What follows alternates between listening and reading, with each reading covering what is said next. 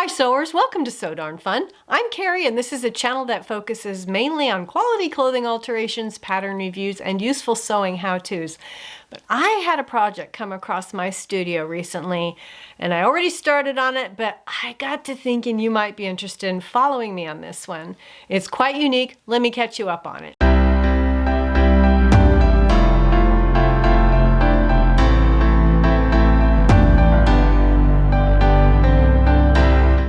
Well, I had a gal who has a very unique situation. She's getting married, but get out of your mind any concept of your traditional white wedding dress, etc. She wants a Gothic wedding, so that's going to include black. And she's also itty bitty. She's 4'7", and she's got some issues that have given her quite a crooked type shape. So we've got some challenges to work into this dress. The dress is completely custom. There's no pattern for it. Let me just give you a quick rundown on what it's going to be. It's mermaid style. We've got the fitted bodice and hip portion. There's going to be a train. The top portion is going to be corset style with a lace up in the back. She has very specific ideas on the kind of lace she likes. She does absolutely not like eyelash lace. Do you know how hard it is to find lace appliques that aren't eyelash lace? Well, I did find some. So she wants sheer sleeves, tight sheer sleeves with a specific type of a stretch lace. Let me show you then what I have done so far. We're going to have a base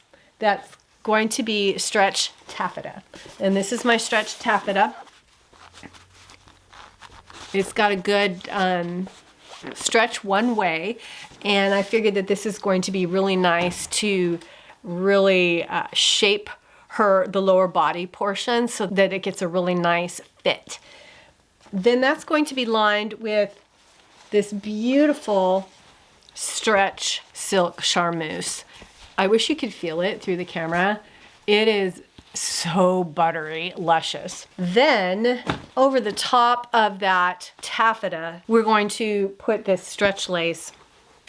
And if you can see, there's a very delicate floral motif, and that is something that gets her 100% approval. What I've done so far is I took her measurements and I took a couple patterns. So I used this pattern for the corset top.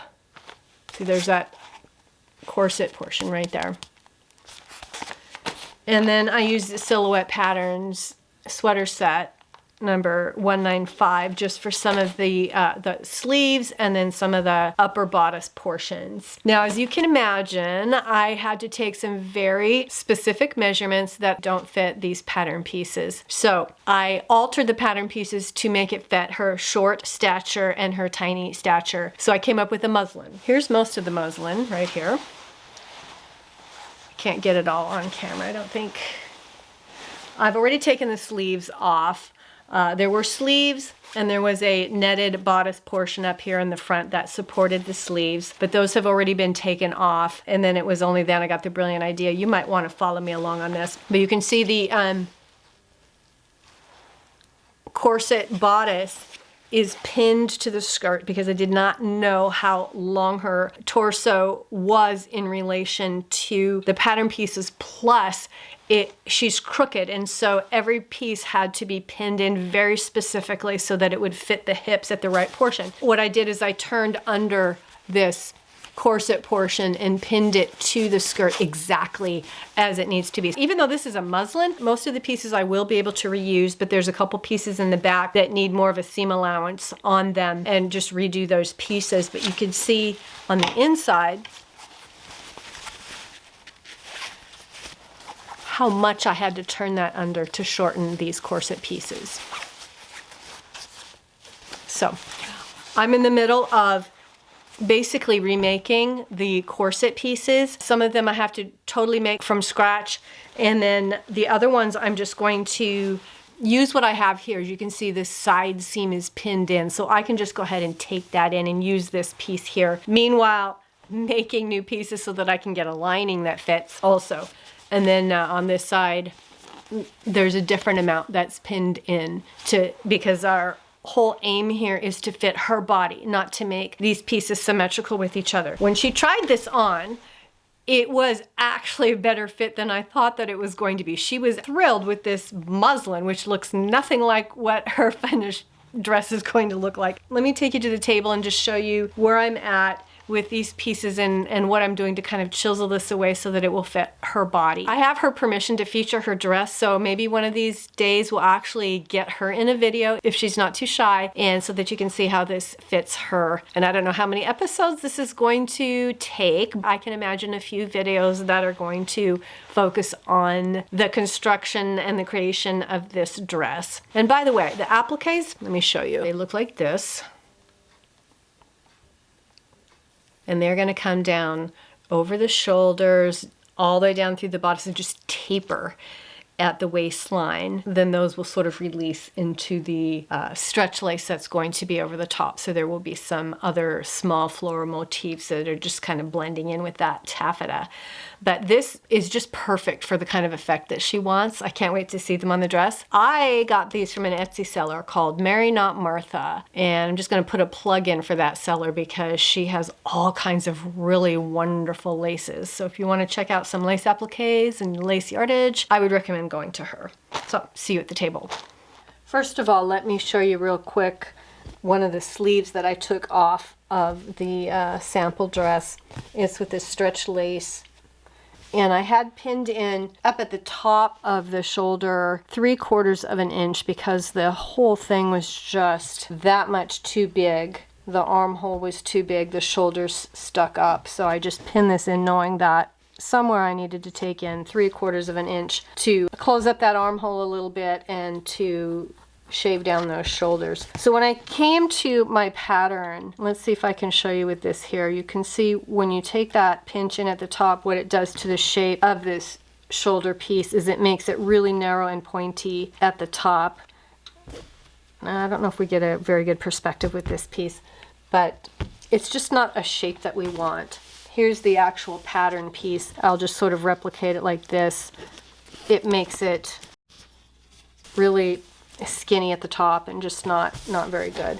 So instead what we do is we take a tuck just a couple inches down on that sleeve cap. You have to really wrap your mind around this because it was taken in 3/4 of an inch here. That would be 1.5 inches total. If I fold it 3/8 of an inch pinch here, so it's 3/8 and then another 3/8. So double that in your mind. And then so 3/8, 3/8, 3/8, 3/8 equals 1.5 inches. It's the same as doing a 3/4 inch pinch here, but we retain that nice shape of the sleeve cap. We just sort of even off any inconsistencies that happen to come into our fold here. So that's how we reduce our armhole shape with our sleeve portion.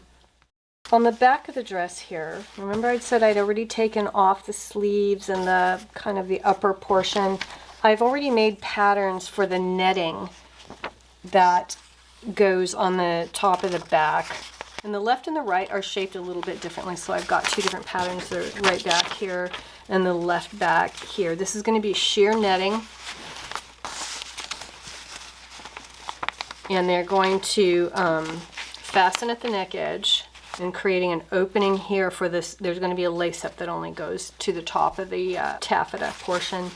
And then this is just going to be open on her back right there. And then of course you can see where the sleeve would fit in here. I've already taken off the 3/4 of an inch at the top so that that smaller sleeve will fit into the sleeve hole. I've drawn on the skirt exactly where the bodice needs to meet. I drew this on knowing that it was probably going to be uneven on either side, and then I've got the as I already showed you, the corset portion folded under and pinned on, and I've also got that marked so that I can get the pieces just right, and you can see how much extra fabric there is where those two pieces meet. I have a couple of the pieces drawn right side front, right side back, with the original pattern drawing and then what needs to come in right here in my secondary one. And that's going to match where I have this pinned in here. and I'm going to do separate ones for the left side. Now I would just take it in here and not worry about making a pattern, except that I do need to make a lining and I don't have the lining made. So I'm going to use these pieces, my new pieces for the lining, and just take in what I have on what I would consider a wearable muslin. I think that this muslin is going to actually be part of the real garment. You can see here on the left side, it's pinned in quite a bit more. So my pattern pieces for the left side will have more of a scoop there on the waist. Haven't got that far yet, so that's what I am in the middle of doing right now. I've just unpinned the top bodice portion off of the skirt, and then I think my next plan is I'm going to separate all these little pieces and make sure that they fit the new shape of the patterns that I drew from them. And then I'm going to cut that stretch lace netting and sew them together with a layer of the netting on top. I hope that makes sense. So when I have that done, I'll show you what it looks like. I just wanted to show you real quick all the separate pieces laid out of this corset top. And I'll just try to show you here. There's the stretch lace layer on top. But underneath, I have a cotillion underlining. So this is actually 3 layers. It's the corset cotillion, which is a nice stiff thick fabric. Then on top of that is the stretch taffeta layer, and then on top of that is the stretch lace. The only other thing I'm going to do is take each of these pieces and also cut out the stretch silk lining that I'm going to sew together separately. Also, I've got half of this corset already sewn. This is the left half, and these pieces are going to be the right half. So you can see those are sewn together. There's the inside. So let's finish cutting out all the silk lining pieces, then I'm going to sew these together. Let me spend a second here showing you how I'm doing the channels on this corset top. Now there's probably just about as many ways to do the channels for the boning on a corset as there are sewers. So let me just explain to you what I'm doing and why. Stitching that holds the boning in the channels. I like the look of that on the outside, even though this most likely is going to be covered up with lace appliques. I still wanted to have that effect. So on this side, I have done that. And you can see what the difference looks like. You can see the sewing on either side of each seam line, but on this half there's nothing done yet, and you might prefer that look. It doesn't matter, it's just what I'm deciding to do. So this is how I did it. I have this pre-made black bias tape, so I sewed it down just through the seam allowance on one side, and then just through the seam allowance on the other side, like that. So it's sort of free floating. I could stick boning in there right now and it would stay, but because I like the look on the outside of the channeling, I am stitching an equal distance away from both sides of the seam allowance. It will catch some of that, it might miss some of that, but it doesn't really matter because it's held in here by my stitching through the seam allowance. So, let's see, this side where I've done the stitching on the top, you can see just maybe some uneven stitching. It looks even from the outside. So that's how I'm doing that. So let's finish that up. When I top stitch to sort of make that faux channeling on the outside of the corset, I just pick a spot on my presser foot and line it up with that seam line on both sides to make it equidistant from that seam line. And you can see how nice it looks from the outside. I've sewn on the top bodice portion of the dress already, and you can see in the diagram, the red portion there is what I have taken from my t-shirt pattern that I used from Silhouette Patterns. That is the portion that I sewed in. This is in preparation so that I can sandwich it between that beautiful lining that's sewn together and the actual corset. You can see that I'm fingering where I'm going to be stitching.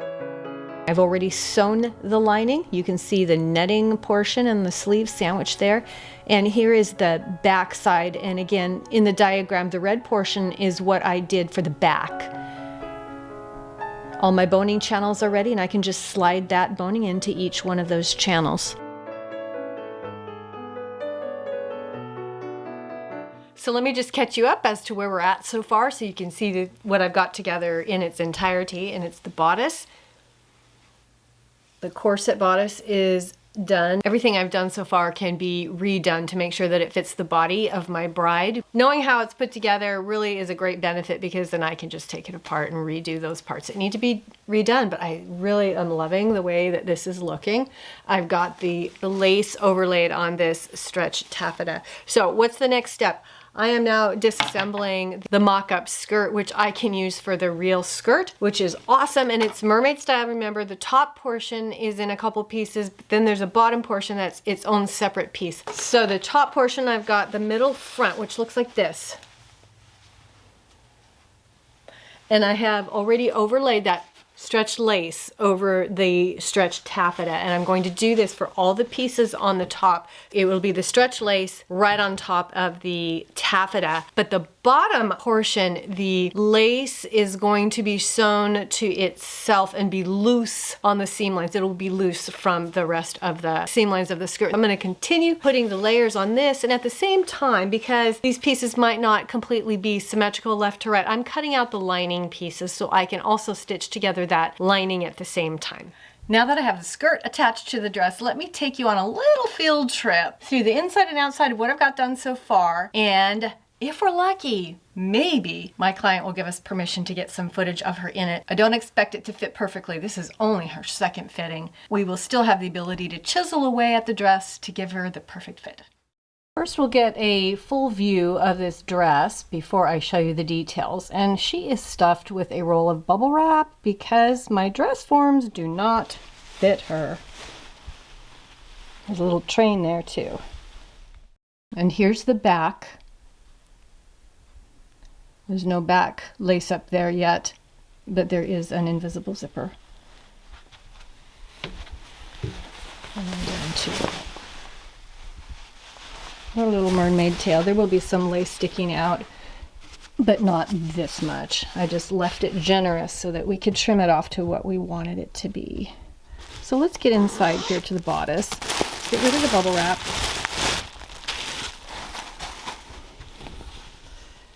Those safety pins are just holding in the bra pads that are between the outer and inner layer.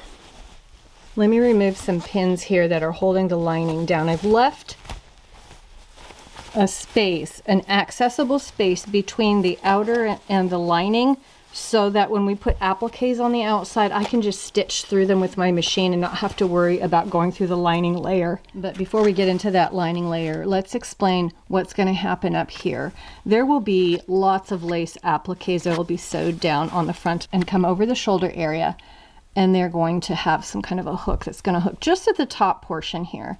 This triangle will be left open while this will fold back. I'm not sure how much yet. And there will be a loop and lace portion between the waist and this portion here. This will zip up here. So we'll have this V right here with loops and laces, and then this inverted V up here. So it'll kind of make a diamond. And incidentally, there will be no modesty panel here. My client has a really nice scar all the way along her spine that she wouldn't mind if it shows, and actually would be really cool with this style of dress. Show off that scar. Some people have tattoos, some people have really cool scars. So I've got the bodice without the lining is stitched to this portion of the skirt. Now look, it's in two portions. We've got an upper portion of the skirt and a lower portion. Just the upper portion here is sewn as one to just the bodice portion, not the bodice lining. So the thing that I really liked is, and this will be hand stitched later to the zipper, and also each one of these panels of the upper skirt, the lace is sewn in with it. The lace is not separate. They are sewn as one. There, you can see right there. But the bottom portion, the lace and the skirt pieces are sewn completely separate. So they each have their own layers. That way this bottom portion is much more flowy and isn't held into the seams. The reason I did that is because I know the stretch lace might have a tendency to want to pull and hang, and I didn't want it to pull all the way down through the bottom. I wanted this to be somewhat stable, and then the bottom to be able to hang as it will, and it's not going to be that much pull on it because it's not that big. So this is the back. We have our sheer stretch lace sleeves. Let's turn it around.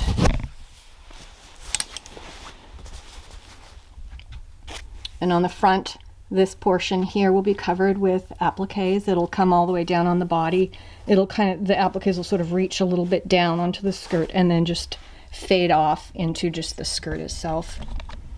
So this is what we've got going so far. It will be my hope that my client will grant permission for us to photograph or film. And in the next video, that's what we will show. Thank you for your interest in this Gothic wedding dress project of mine, and I hope you'll be waiting for the next episode as we follow this dress to completion and hopefully to the complete joy of my bride. As always, I appreciate my faithful viewers, and I just want to thank you for watching, for subscribing, for liking, for all your lovely comments, and for sharing my videos. And if you are a new viewer, I want to say welcome to my channel. I hope you keep hanging around. Have a great day, and I hope to see you next time on So Darn Fun.